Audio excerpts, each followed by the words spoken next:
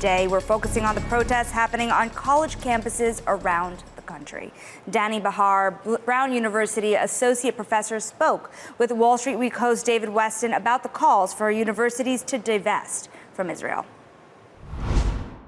Universities have, especially the Ivy Leagues, the private universities have big endowments. These endowments are invested in stock market securities, alternative investments, and a large number of different things that usually are not publicly available.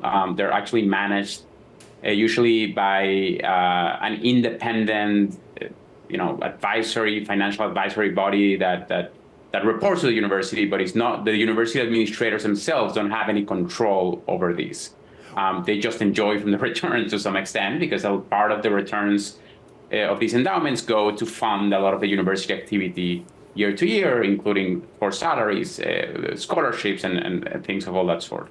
Well, so to pick up on the mechanics there, if a university decided they wanted to disinvest, I think your own Brown has said that you'll at least hear a proposal from the students on that. If they decided they wanted to disinvest, how would it work? I mean, if they've put their endowment funds with a big fund like a BlackRock, for example, BlackRock invests in an awful lot of things, not just Israel-related investments.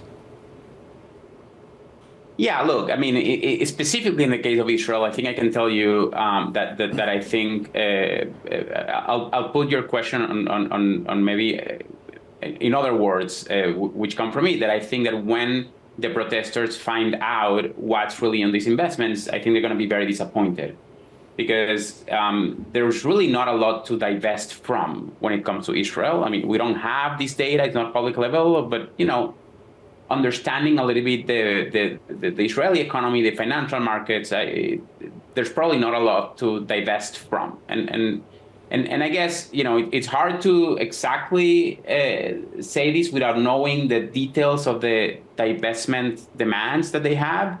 But for instance, in a very, very basic scenario that they just want to divest from Israeli companies, meaning companies based on Israel. Some of them could be Mobileye, Teva Pharmaceuticals, for instance. There's really very, very few of them in the stock market exchanges in the U.S. I looked at the numbers. There were about 120 of these out of 9,000 securities. So it's very, very unlikely that in portfolios that are highly diversified, there's going to be, a significant chunk going to any of these companies, which are, small in the big scheme of things compared to many other companies. There's really not much there to divest from. Whether they're talking about other things, we can go into that. But my overall perception here is that even if there's a proposal, and even if there's kind of a serious attempt to look at the books, and these are big ifs, there's really not going to be much there to make changes or to have a significant impact.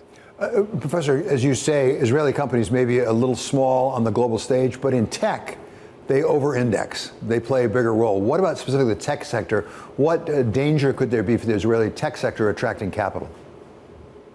Well, there it's interesting to talk about the whole tech sector. In particular, I think the